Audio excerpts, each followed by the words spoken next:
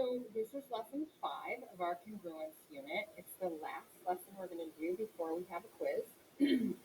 Name the quadrant that V prime will be located if rotated the given number of degrees. Here is V down here. V prime. Where will this point end up? Which quadrant?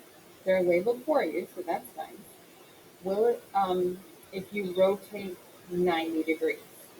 Now remember, it did not specify, so this has to be a counterclockwise rotation because it doesn't say. So we assume counterclockwise. All right, so 90 degrees counterclockwise would be like taking this point and rotating this way, 90 degrees. Physically take your paper and turn it up. Now, looking at it as if it's a new coordinate plane, what quadrant is it in? Quadrant 1. Okay, let's try it again. But this time we're going to do 180 degrees. So it doesn't matter if it's counterclockwise or clockwise. We're going to turn 90 degrees once and 90 degrees twice. That puts us in quadrant 2. Do you have to use Roman numerals? You do. Why do they use Roman numerals? Well, I looked it up and it said because all the other regular numbers were used so many times, they just thought they'd do something different. That's it. That's the fancy reason. This one is a 90 degrees clockwise rotation. So this time we have to move in the direction of the 1, 2, 3 in the clock. So if this is 12 o'clock, we're going to move in this direction. Right? Turn your paper to the right as if you're turning it like a steering wheel. 1, 2, 3. That's going to put us in the third quadrant. Physically take your paper and turn it because this arrow doesn't really give justice to where that point is supposed to be. The background noise is my child trying to make naughty noises, make it sound like I'm doing the right thing. Okay, so let's take a look at these steps for graphing a rotation.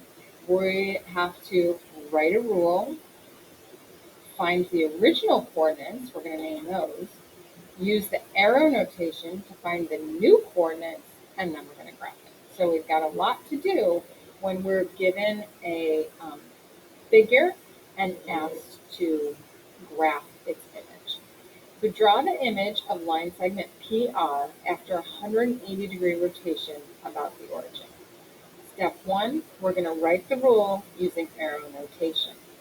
This rule, I think, is the easiest one because it just takes xy and it becomes negative x, negative y.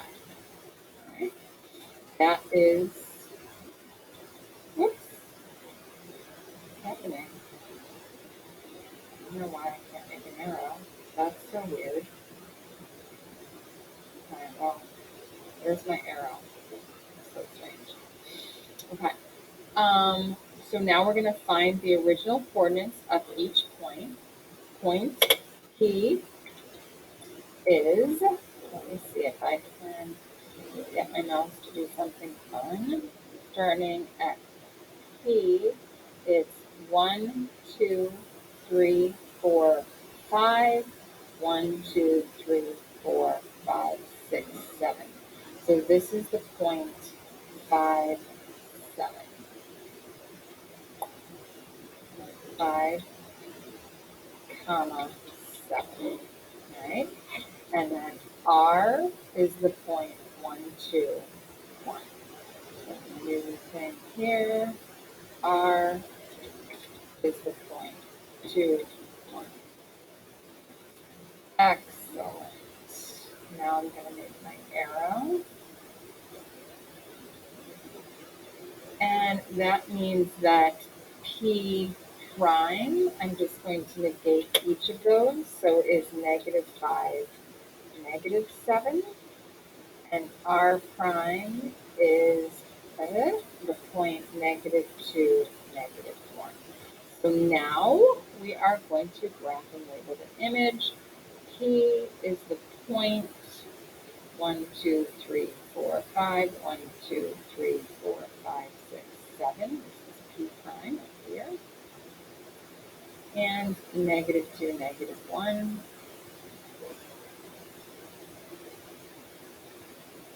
I did that wrong, didn't I?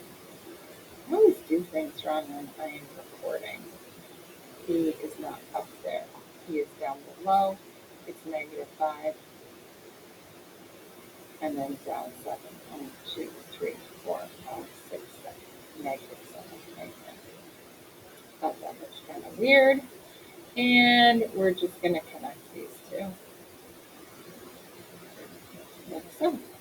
And if you physically take your paper and turn it upside down, you will see that we took PR and literally turned it upside down. It has the same size. It has the same shape. It has a different location and a different orientation. Okay. All right, that one was easy. This one's going to be a triangle. Once you try this on your own, you can pause me or you can keep listening. Either way, we're going to draw and give the coordinates for the image of triangle ABC after rotating 90 degrees. So you can pause me. Because it does not say which direction, we assume it to be counterclockwise, which means that our first set of coordinates here is going to be our rule. Remember, we flip our coordinates and negate the first. So the rule is xy becomes -yx. Okay?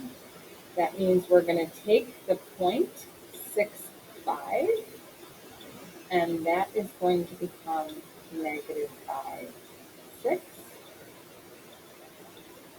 And B is going to become, if we negate our y, our y is -3, so the opposite of -3 is +3, and we're going to keep the 5. And C will become, we're going to negate that 2, and it's going to be the point 2, 2.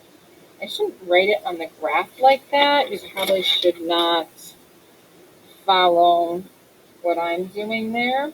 But I'm going to change the color and plot these. -5, 6 is 1, 2, 3, 4, 5. 1, 2, 3, 4, 5, 6. There's A prime up here.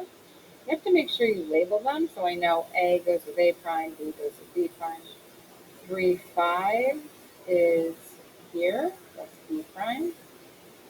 And 2, 2 is here.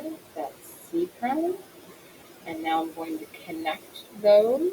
So I'm going to go like this. Connect A to B, and A to C, and B to C. Okay.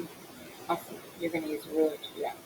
Now, if you take your paper and physically turn it 90 degrees counterclockwise, you'll see that it is in that exact location where that shape is, right there. Okay. So again, you can pause this to do this on your own and then check with me, or you can do it along with me. We're going to draw an image of this rectangle, MATH, after a 90 degrees clockwise rotation about the origin. So this time, I have a lot more work to do to figure out my rule, because this 90 degrees here is counterclockwise, and then we're going to do 180. 270 degrees counterclockwise is going to be the same as 90 clockwise. So this is the rule we're going to use. Okay? So remember to form my rule, moving down my chart, I switch and negate the first. And then for 180, I switch and negate the first. And then for this one, the one that I'm going to use, we switch and negate the first. which means I'm going to do that. So my rule is xy becomes arrow notation that becomes y negative x. Okay? So our first point, M, is the point 0, 5. And our second point, A, is the point 3, 5. T is the point 3, 0. And H is the point 0, 0. That's the origin. So that one's easy. Okay. We're going to use our rule on each of these to see what new points we're going to create. And I have to just think about this a little bit, right? So I'm going to take my y and move it to the front. And I'm going to negate the x, which isn't anything. So this is the point 5, 0, which is located here. This is M prime. Okay. 3, 5. We're going to take our y and move it to the front and negate our x. That's the point 5, negative 3. So that is here.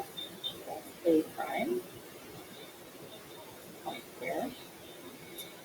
T, we're going to take our y and move it to the front and negate our x. That's the point 0, negative 3. So this is T prime down here. And H actually won't change at all because 0, 0 is right on the origin. So H and H prime are the same. I'm going to connect those with a nice pink line so that you can see